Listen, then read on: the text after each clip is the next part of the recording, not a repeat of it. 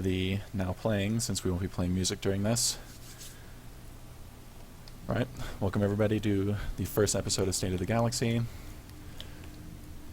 This show is made because we felt that there was a big gap in the community stream section for Star Wars: The Old Republic.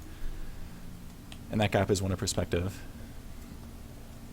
So this podcast is going to be focused on the top end.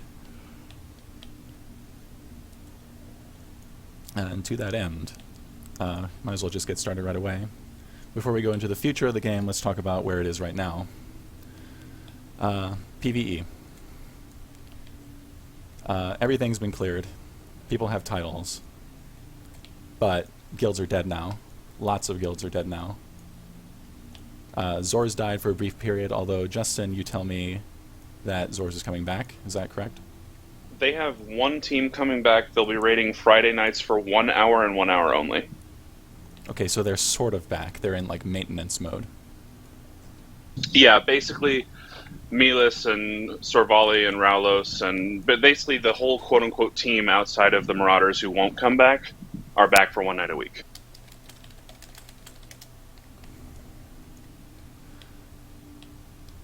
Okay. Well, given that they can clear everything in one night, they probably don't need to raid more than one night a week. But guilds like Reckoning, is Drop It Like It's Hot still around? Yes, they're still around and they are still raiding. Okay. On Tuesday, Severity is supposed to stop raiding after their raid. Yeah, they'll be done regardless of a title run. Even if they fail it, they're done.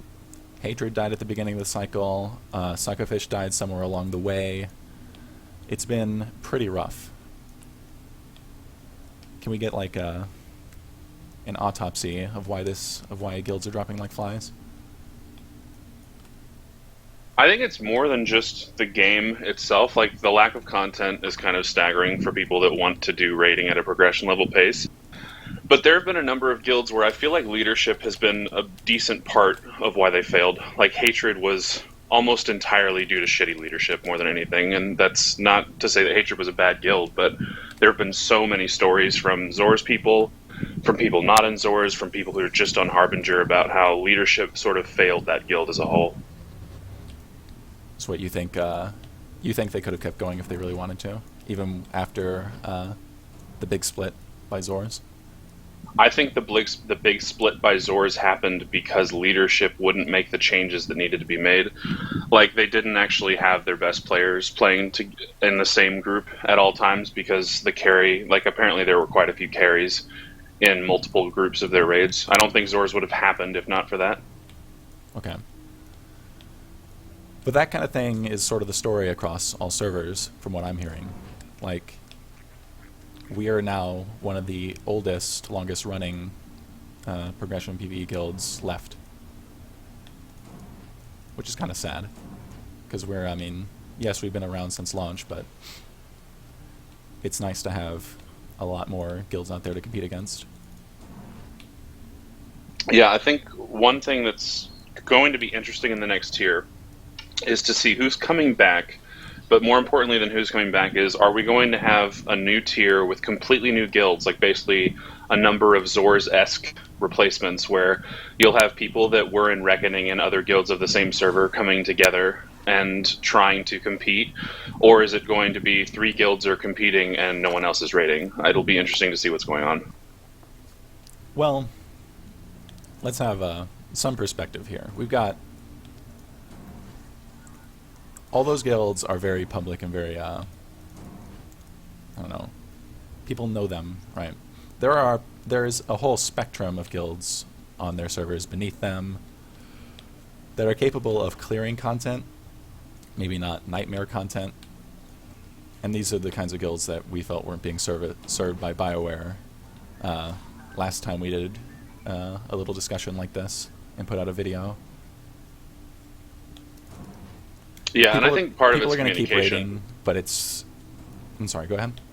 No, I was just going to say that I think that BioWare's lack of communication hurts them in that regard. Like, a lot of people, like you guys did a big story or a big podcast show type deal on the state of the game because of the roadmap. And then a few months later, Zors actually looked at the roadmap and they did a similar thing on Twitch where they were just like, wow, we're not going to have content for like 9 months that's not, Nightmare.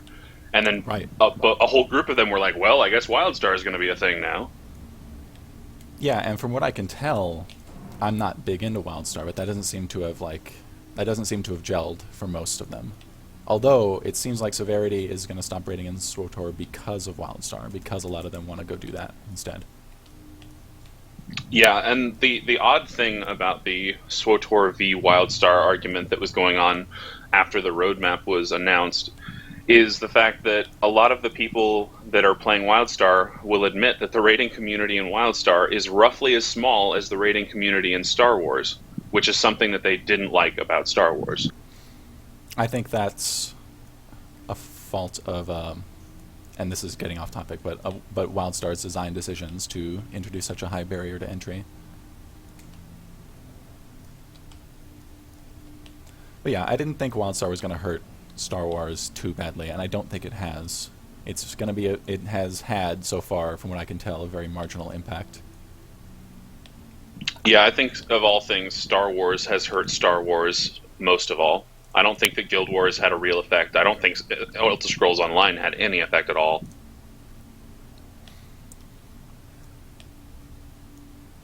Basically, people are guilds that are left are basically limping along like Zors in maintenance mode, waiting for new stuff to come out, which is what happens at the end of every expansion cycle. It's not any big secret that 3.0 is going to come sometime this year, hopefully sooner rather than later. And this kind of thing happens in WoW, so I don't think that we're seeing a decline that's... I think that the decline we're seeing is cyclical. It's not evidence of a more widespread problem. And this is a lot less of a decline than it was pre 2.0 with the mass exodus. You think so? I think so. Well, do you mean the mass exodus like at 1.2 when people... That summer with EC, yeah, where everyone fucking left. Okay. Then you had 2.0 came out like what, that December? Because that gap in content was way shorter. EC was followed up by TFB in relatively short order. I think it was less than 6 months.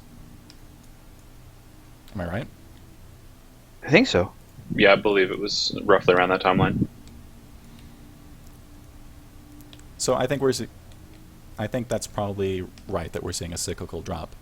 I don't know. I'm sure these guilds are going to come back, or if they don't come back, they're going to come back in a different form. People who enjoy raiding in Star Wars are going to keep doing it. Yeah, I and think you're going to leave for the shiny thing, Yeah. And people are, it seems at least a lot of people that left retained some form of either free to play or preferred or even full sub.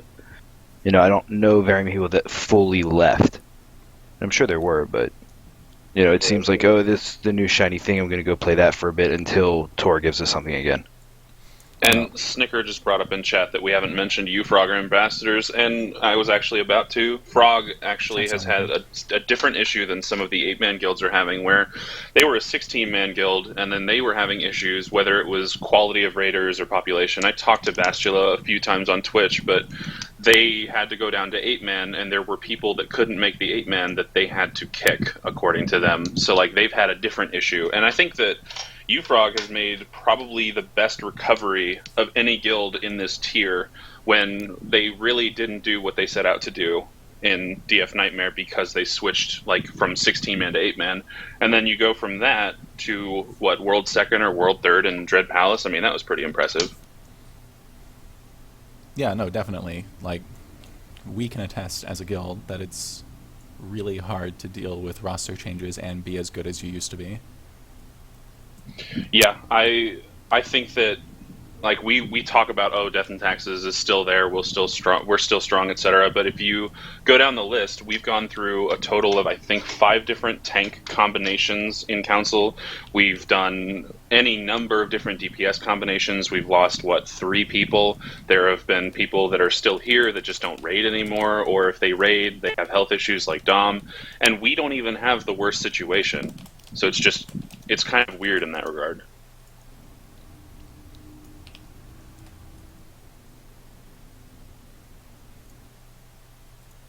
Sorry, I just had to fix my chat so I could see what Snicker was writing. And shoutouts to Snicker for being such a prolific raider, especially in an environment like this. Although, is this environment more conducive to that kind of style, just being like a mercenary hopping between guilds?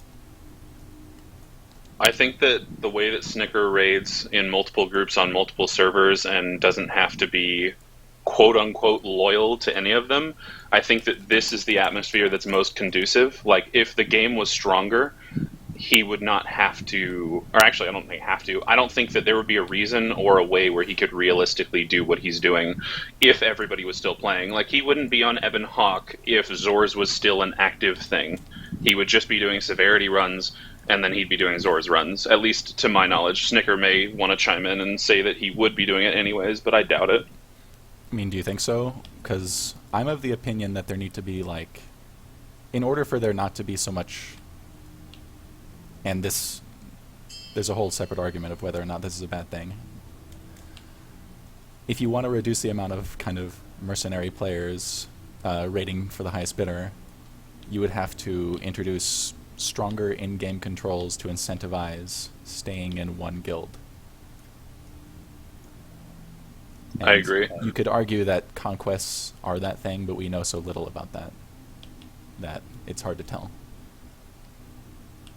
Another thing is, if they can find a way to make conquests matter for guilds that care about raiding, because I just don't see anything that makes us think that it'll matter. If they can make it to where it is a thing that is required, or not required, but just incentivized for raiders, then I imagine you would see more loyalty to actual guilds. Because if there's a legitimate reason to be doing it, you're not going to be in 5 different guilds. You'll be in one, putting all of your resources into it, hoping that you can make it better for the guild. Yeah, and this is nothing against Snicker or players like him, but I would not want to recruit him because I want somebody who I know will be there, if that makes sense. I don't know if anybody disagrees with me, and if you do, feel free to chime in. He's definitely good enough to be in, but I don't know if he's going to stay. I think that Snicker would be like... I think Snicker would kind of be like a great thing where it's like if we could... I'd love to raid with him during farm content. Absolutely. But because he's currently in like 4 or 5 different guilds, like there wouldn't be any incentive for a guild to take him on, except for, I mean, obviously Hates You did their thing where basically it was like, yeah, well, Numi's just going to pay for your transfer and we're going to get you a council kill. And more power to him. Like, the GM decided they needed more people, the GM went out and made it happen. So I think that that was impressive in and of itself, but I mean, I don't think I would go that route personally.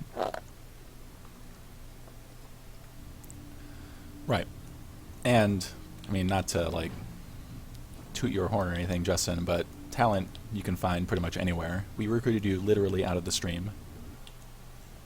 Yeah, I still don't understand that, and I think that secretly I'm the worst Death and Taxes player in the history of the guild, and probably the worst player in progression of this current tier. It's kind of funny to me. You're not anywhere near as suicidal as Mort, so, and you do similar damage, so... Oh, dear God, Mort. Nightmares, they return. Dom's alive. Okay. I feel like I want to stick on that point for 1 second though. Okay. I feel like there is one thing that progression raid teams, guilds, etc. do that could shortchange them. I think that it's great to require certain achievements or require certain levels of proficiency, but for every me that casually gets through the cracks somehow, I don't even know how it occurred, but it did, there's probably 10 people that are like me in general skill that are never given a chance by any raid team because they're not in the other group. Like, for instance, when Hatred blew up, like, it was like, oh, there's a bunch of players that people can pick up. But except for groups like that, you don't have a big recruiting exodus where other guilds can just sort of pick off talent. Everyone pretty much knows each other, and it's all pretty incestuous. And you don't really get new players into the framework of it very often. And I think that part of the issue in progression rating is it keeps getting smaller because people keep leaving, and people don't enter into progression because no one takes anyone seriously unless they've done the previous tier of Nightmare. How I got in is weird, and I was a person who benefited from circumstance. For instance, if Dom was not ill to the level that he was, you guys wouldn't have pulled me into into Tyrants. If Wookiee didn't decide he wasn't going to raid, you wouldn't have pulled me in. Like, you guys had alternatives that were no longer there, and I benefited from that, and it ended up working out for the guild.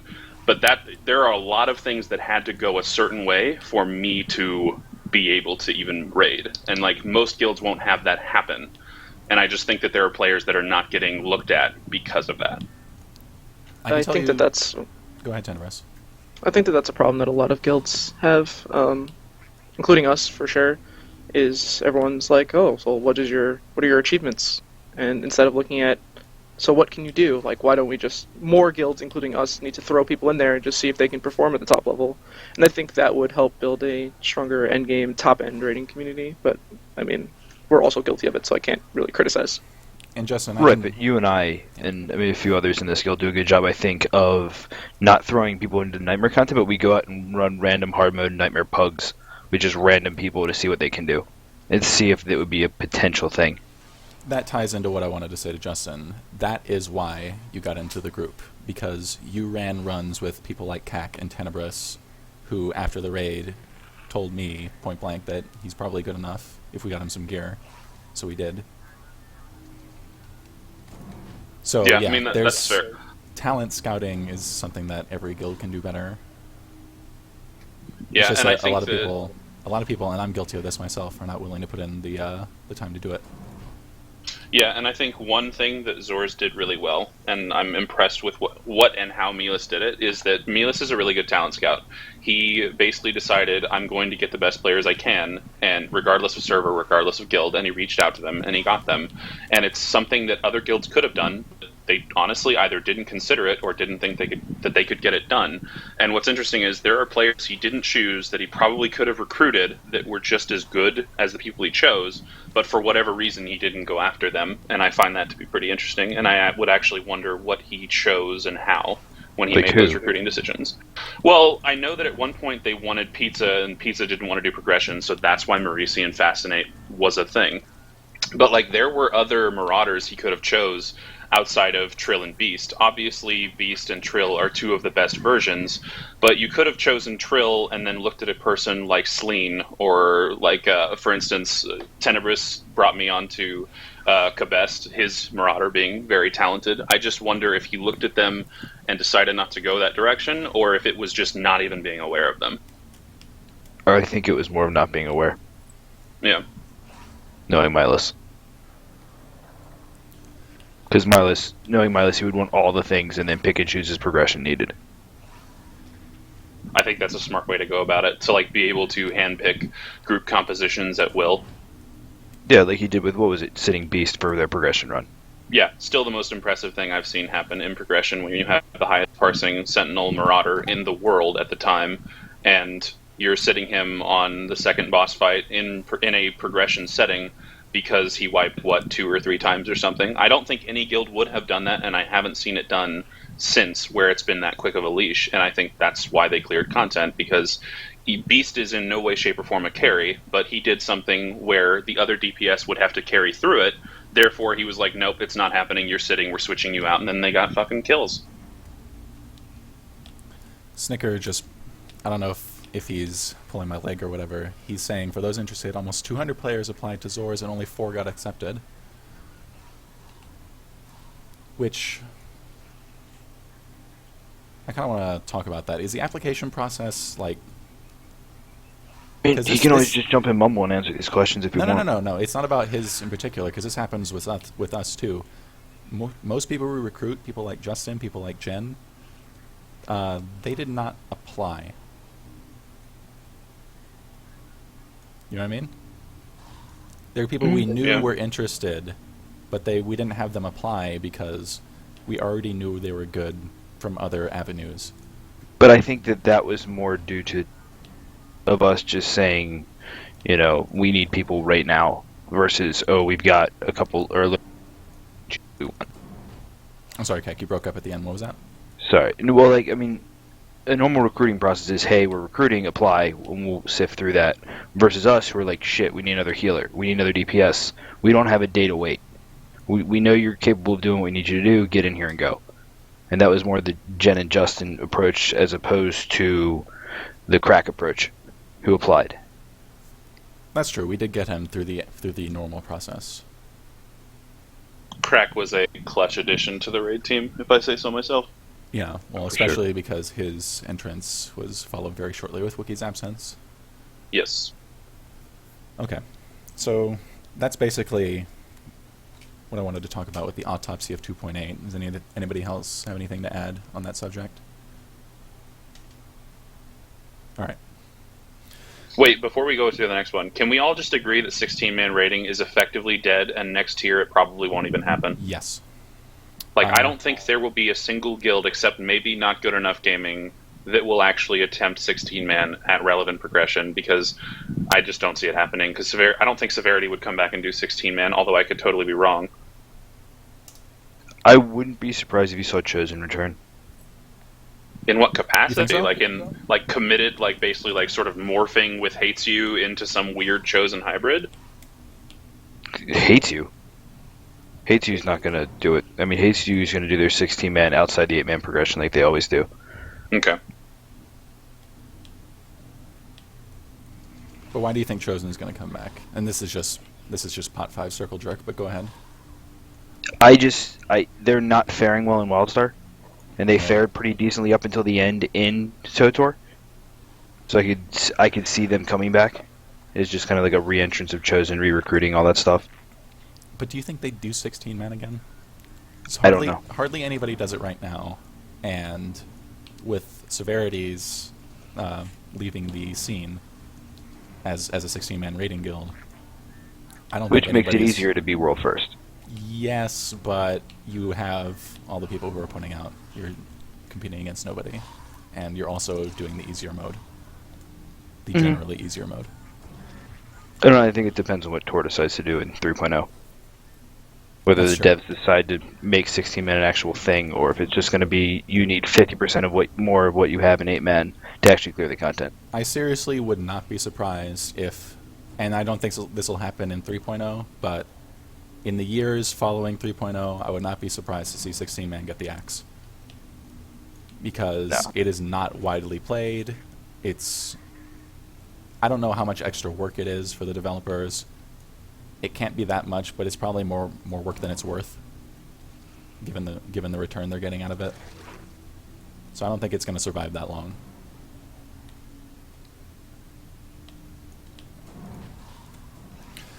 Okay. Moving on a little bit. We've got no word on the removal of Nightmare Power. So I kind of want to go around the table here and ask y'all, when do you think it should be removed? Because I don't think it's going to happen in 2.9, because they would have warned us by now. I don't think there's a point at this level. So to just go over it a little bit, Bestia is fairly killable as long as you have the DPS, and anyone who couldn't kill Bestia probably couldn't handle the healing, much less the DPS. So the nerf, I don't know what that changes for them. Tyrants is all mechanical, so if you nerf Tyrants, it will be roughly as hard as it was before, save for the healing required. Calpheus was a joke to begin with, so how do you Without nerf, the healing requirement, that fight Calpheus, is by the way? a joke. That's true. How do you nerf Calpheus is my only question, because Calpheus is Get rid of literally the timer. you lengthen the timer, or do you make the orbs less health? What do you do? Because it's already an easy fight. I think you just get rid of that timer entirely, is what they would do. Nightmare Power is a damage increase, basically. It's not a health increase like they said it was going to be, because we saw that happen in DF when they removed it. All the bosses had the same health. So Calpheus will see effectively no change, except at the end phase when it's one healer on a tank in the final phase on Calpheus. Maybe that'll be easier, on the off runs where your tank dies, because he hits pretty hard in that phase, especially for one healer to keep up. Realistically, any progression healer can handle that, though. Of course. Yeah. And then the other thing, Raptus, that would make the fight considerably easier. And really, the only issues with Raptus being difficult are the challenge for healers if cleanses don't happen fast enough, and honestly, just positional stupidity. I am in an issue where 40% of my health went away because I wasn't on the side of Raptus, I was behind, and then aggro switched and I got hit. That's more of a player issue than an actual difficulty issue. The Nightmare Power removal will, It'll remove random tank deaths. Or not even so much random, but it will remove the tank got one-shot deaths. So you could probably start failing DPS challenges and still kill it. All the challenge in that fight is still in the challenges themselves, so that's not going to change too much, I don't think.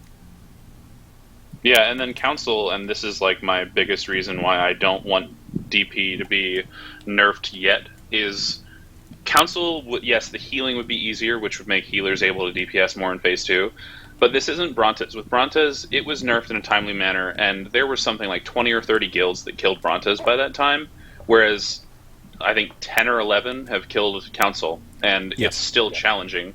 And even guilds that have it, it's not that it's like impossible or anything, but there is still a level of like difficulty to it, to where if one person messes up, you can still wipe the pull, like unless you have just like Furion doing stealth reses from nowhere, or like when Raulos decided it was his birthday, so he would get the timed run. In fact, No, Council will be made easier in as much as, since the damage output in Phase 2 is going to go down, your DPS from your healers is going to go way up. But mechanically, it's not going to change that much. It's still going to be a pretty tough fight, although the hardest part of the fight, in my opinion, is going to get way easier.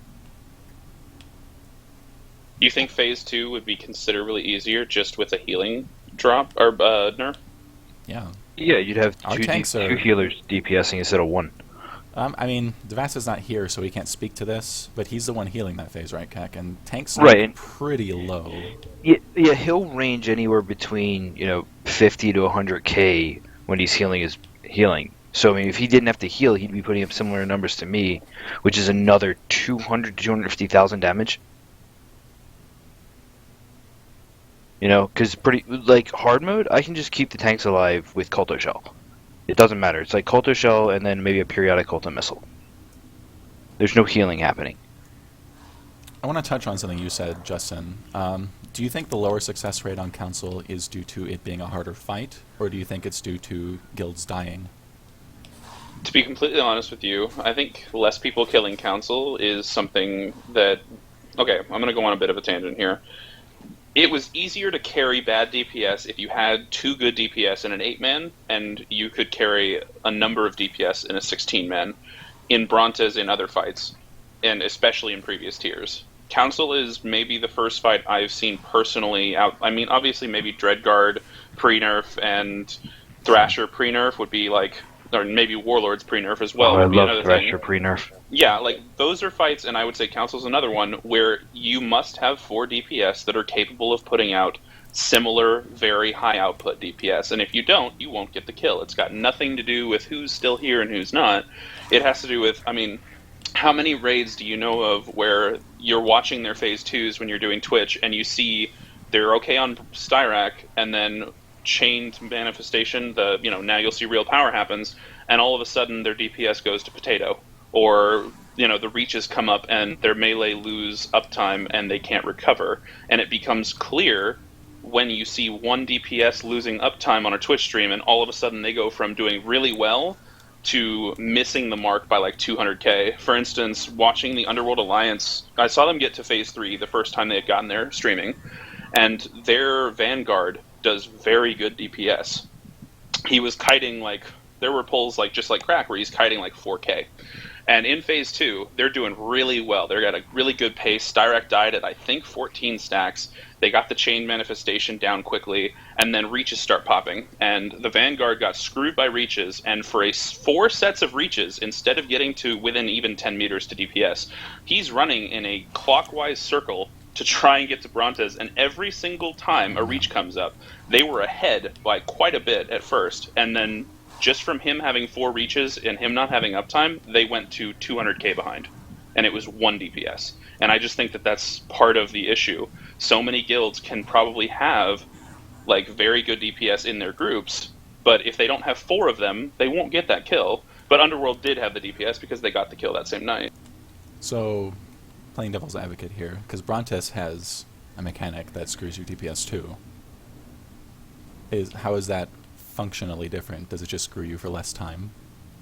The Brontes mechanic was less impactful because raids did a thing where they stacked snipers who hit in trench, and it didn't affect DPS nearly as much. For instance, if I look at the all-famous HMD Magenta stack 3 snipers and 1 Marauder, what they would do, all of them would hit in trench on the knockback so that Brontes stays in the same place, the Marauder loses no uptime, the snipers lose no uptime, and you're isolating the boss, and it makes it easier. For raids that didn't do something like that, yeah, it would have been a harder fight.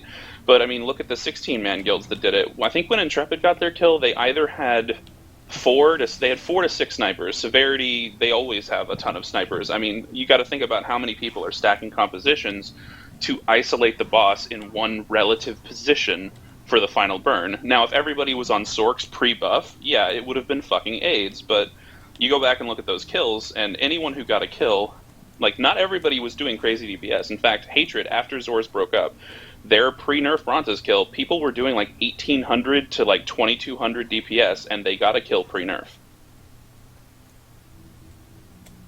Wait, Okay. really? Yes, 1800?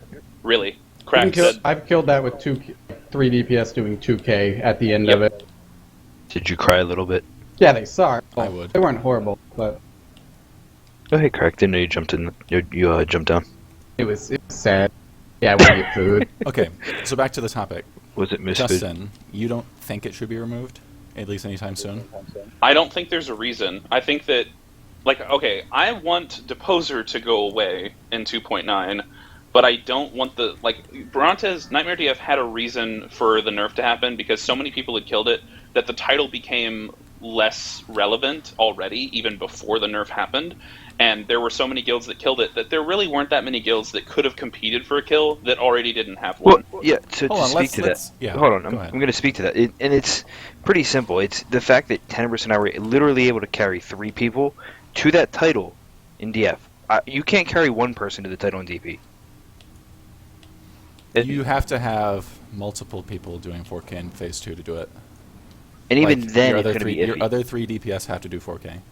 You might be able to do the stupid strat where you have a DPS like Yeah. Taunt Bestia, and then you can carry a Potato Tank. Right. Yeah, maybe. HMD Magenta. Yeah, you can do and HMD strat. So apparently, they could be the healer. Underworld Alliance does a similar thing in Phase 3, but they don't do the HMD strat. Okay. So Justin thinks...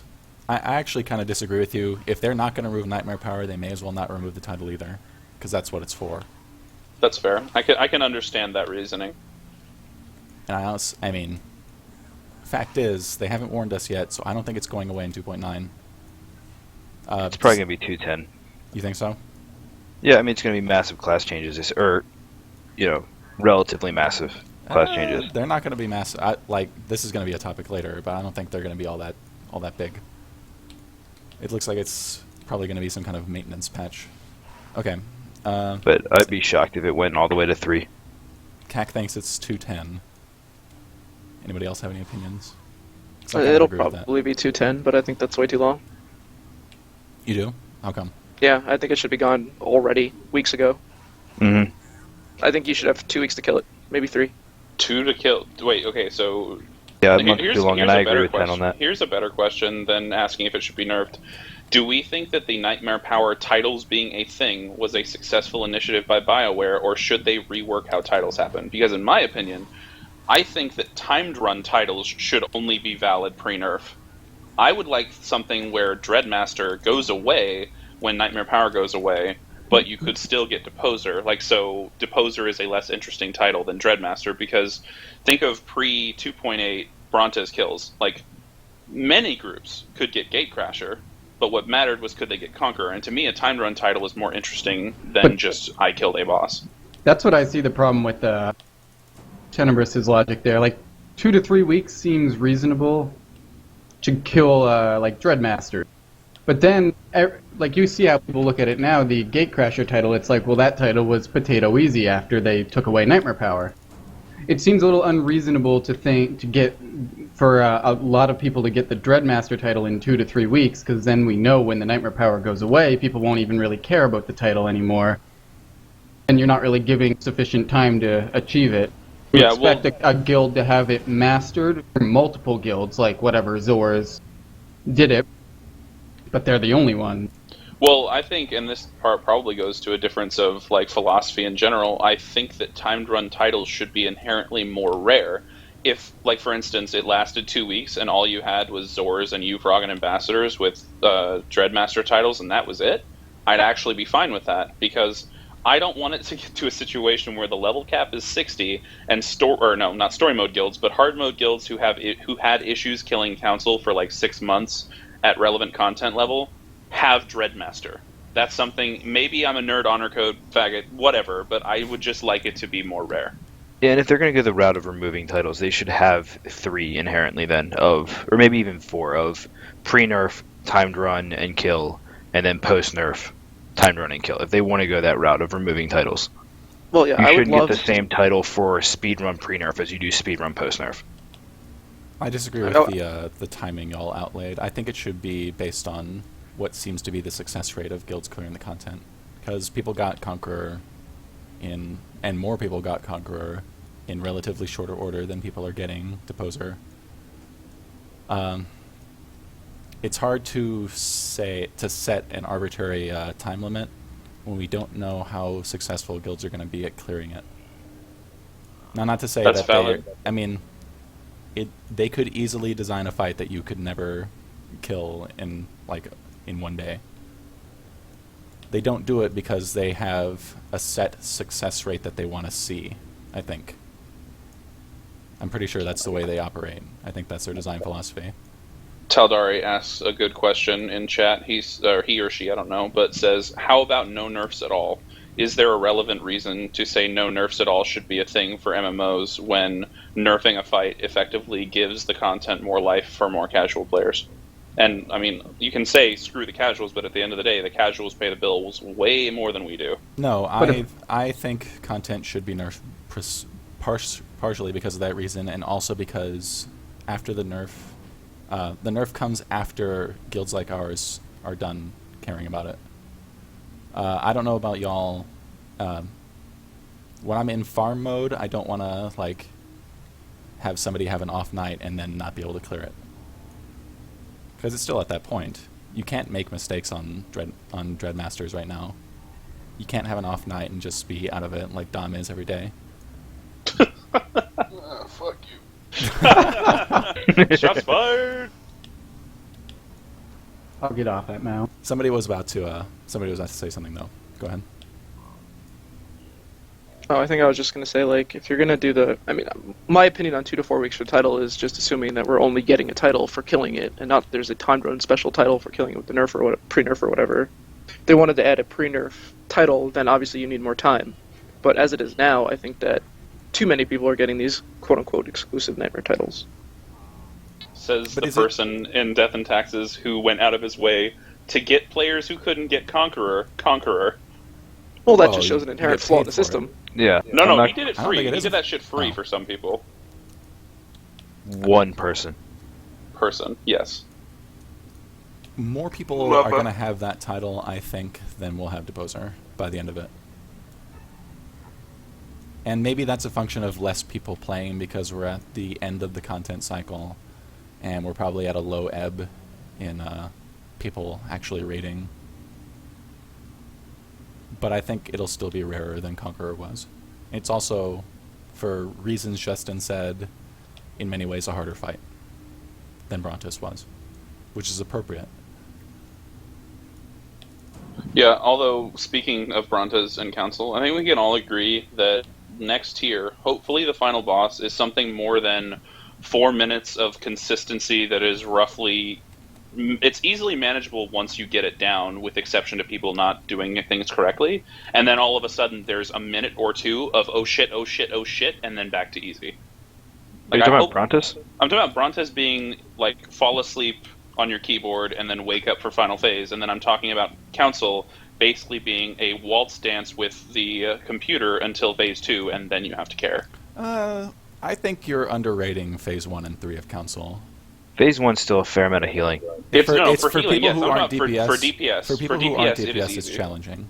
I do not envy Tenebris, Furion, Kek, or Devasta. I don't want to take their spots. Will you 'Cause take it's- my spot? Yeah, I can do that, so I could do it, but I would do less damage. So you keep doing it. Sorry, buddy.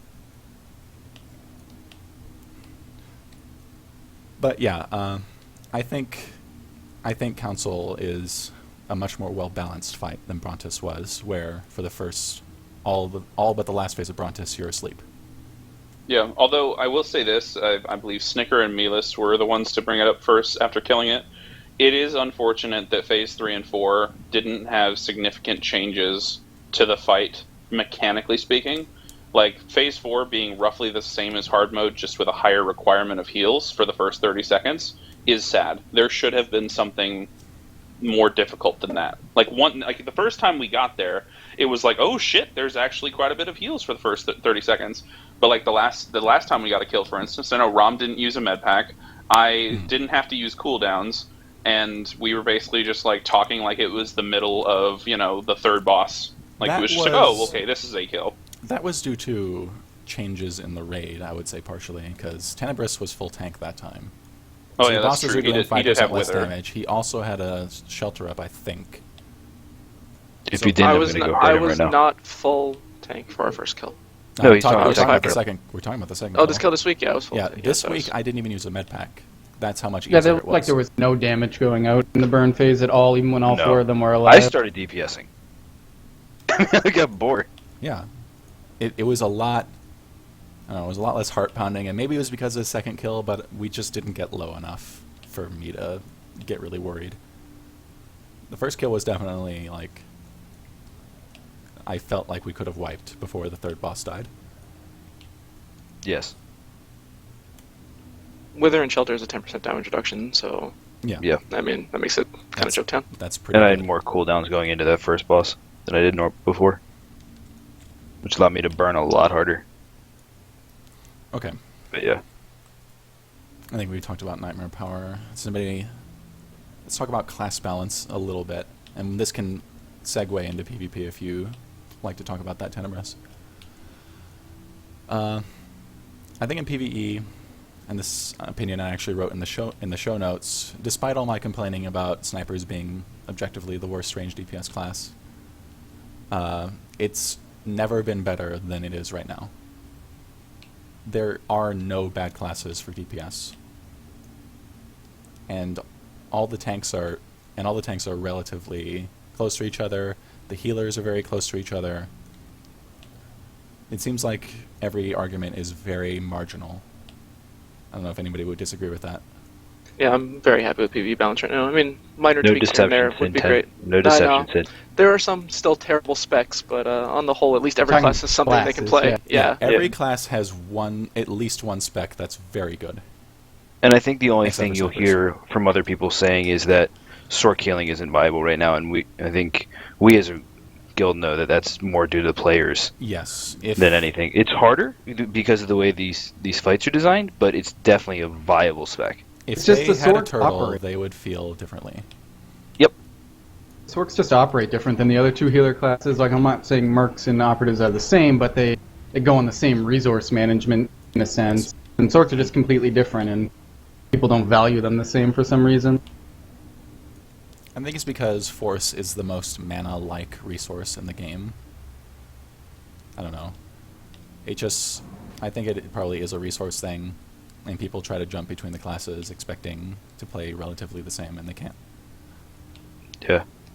I mean, honestly, I think we would have if we had the DPS as it is now, we would have killed it with Turtle.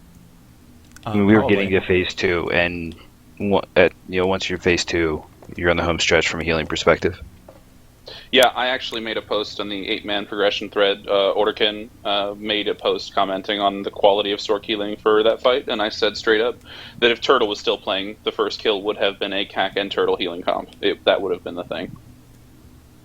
Oh, And I very don't likely. think that I don't think it would have taken longer because of Sork, because I think that if Turtle was still there, Devasta would be in my spot for DPS, and the DPS probably would have been higher in phase 2. So actually, it may have happened faster.